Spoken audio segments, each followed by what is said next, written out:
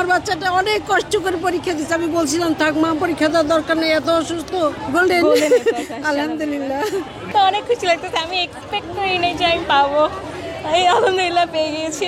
অনেক অসুস্থ ছিল, হসপিটালে ছিল, হসপিটাল থেকে এসে পরীক্ষা দিচ্ছে।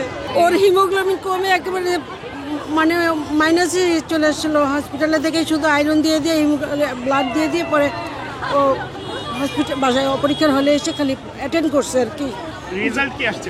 গোল্ডেন আলহামদুলিল্লাহ, আল্লাহর কাছে শুকরিয়া, আল্লাহ পাওয়াই দিয়েছে। আল্লাহ আলহামদুলিল্লাহ, এর চেয়ে বড় আর পাওয়ার কিছু নেই। আমার বাচ্চাটা অনেক কষ্ট করে পরীক্ষা দিচ্ছে। আমি বলছিলাম থাক মা, পরীক্ষা দেওয়ার দরকার নেই, এত অসুস্থ। কোনো রকম এসে অ্যাটেন্ড করছে। সব ভাবিরা, সব বাচ্চারা ওর জন্য দোয়া করছে। আমার আত্মীয় স্বজন শুধু দোয়া করছে যে আল্লাহ ওরে সুস্থ রাখেন। ওর এমন অবস্থা ছিল, আল্লাহ পাওয়াই দিছে।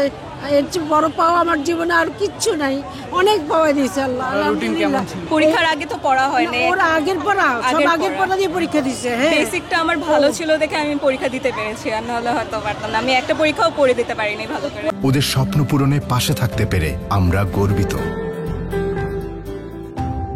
আমি ঘুমাইছিলাম, আমি ভেবেছি আমি উঠবো না, যেহেতু রেজাল্ট আশা ছিল না এটা, তাই আমি ভেবেছি আমি উঠবো না, হয়তো ভালো হবে না।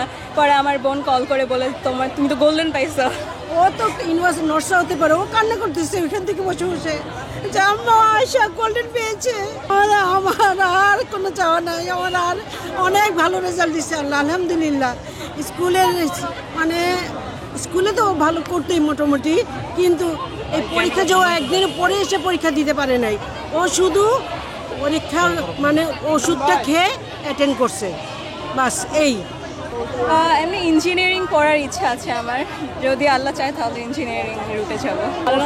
অনেক খারাপ, আমি কোথাও ভর্তি করি নাই, কোনো কোচিংয়ে দেই নাই। ও নিজে বাসায় বসে বসে একা একা পড়তেছে, আমি কোথাও দেই নাই।